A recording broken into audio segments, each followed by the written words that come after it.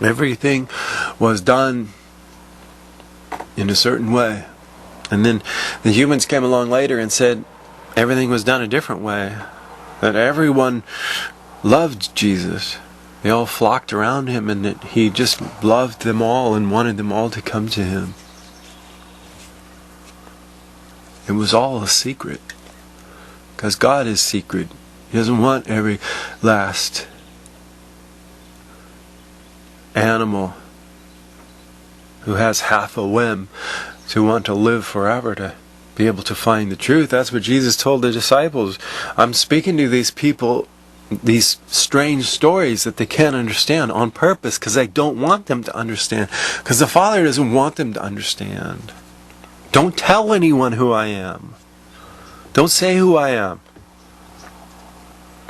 That's why I tell the people that I just healed, don't say what happened to you. Go show yourself to the priest. Don't speak about this. Don't say what I just did for you.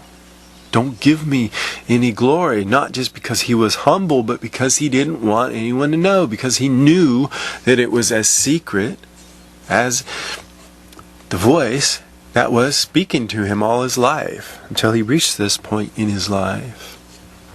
It wasn't something that anyone else heard but him and John too, until the time came when he was going to do what he was going to do.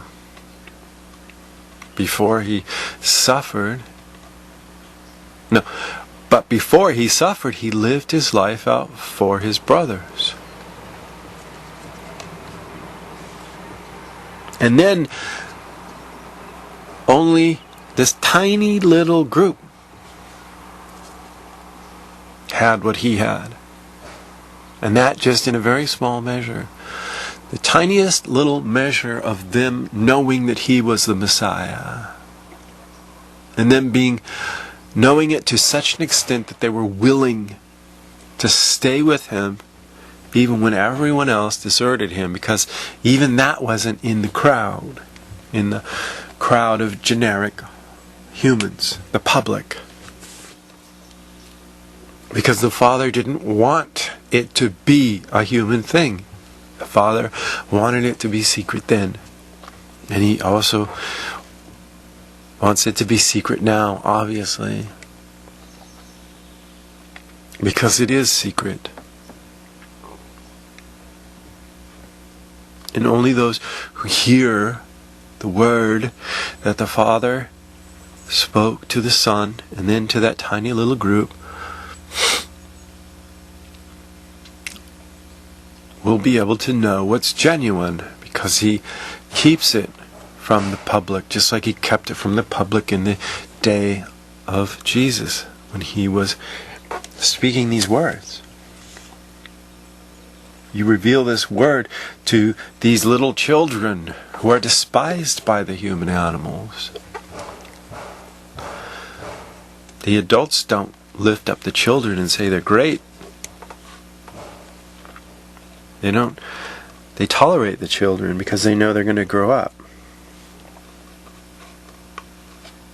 They're going to grow up and be just like them. And then they'll be something when they're adults. When they're children, they're nothing. They're sort of despised.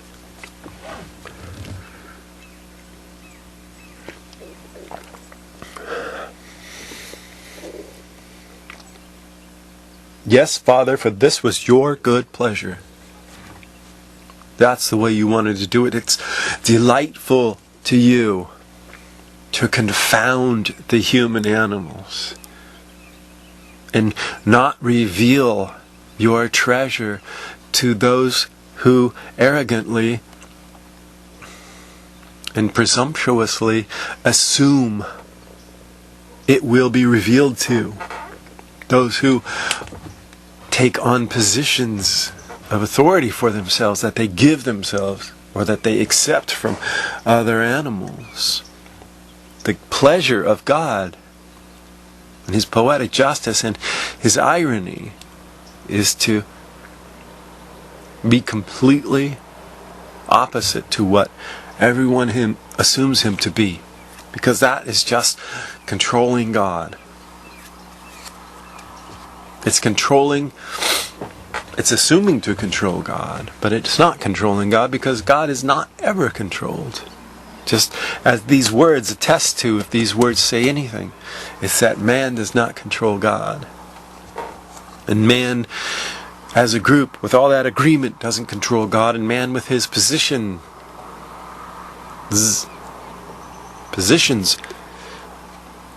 man with his entitlement doesn't control God. Man never controls God, because God is completely and totally hidden from those who would expect to know what God has to say. The wise and learned.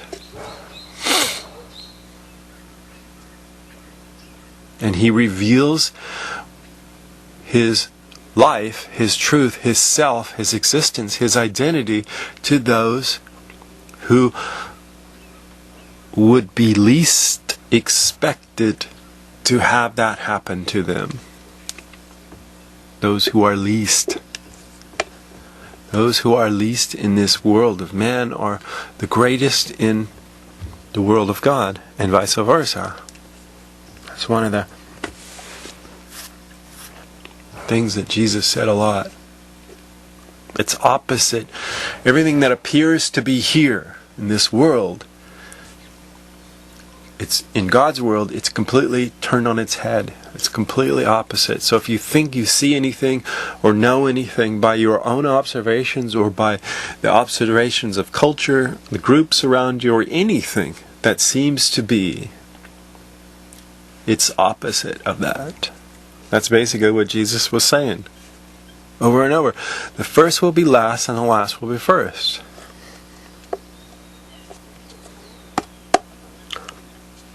If you want to be great in God's world, you have to be the least in this world, the servant of your brothers. And then that's turned by man into something that can serve him, that makes him hold that position of entitlement. He creates these positions of servant, but they're really positions that lord the actual situation over those who serve them, who give them that recognition, that acceptance, that currency of agreement that they crave so much inside themselves, that all animals crave to have. So they turn everything on its head, that what Jesus said. They turn it back around to serve them. Those who can ascend to those positions of title and honor, as teacher and shepherd and overlord, and then hide in this cloak of goodness, doing God's will, well, the God they made up. So that can be anything. And not accidentally, it's always something that serves them. It's always something that can get them that thing that they crave. Hide all they want. It doesn't matter. One day they'll be exposed. Fool as many as they want. It doesn't matter. One day they will be exposed. That's also said.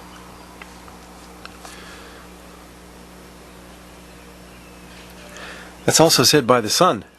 People are going to be saying, Lord, didn't we do all these things in your name? Look at all these things that we did. We took in this money and we gave it to these people over here. And I'll say, who are you? I don't know you. Because you didn't hear what I had to say.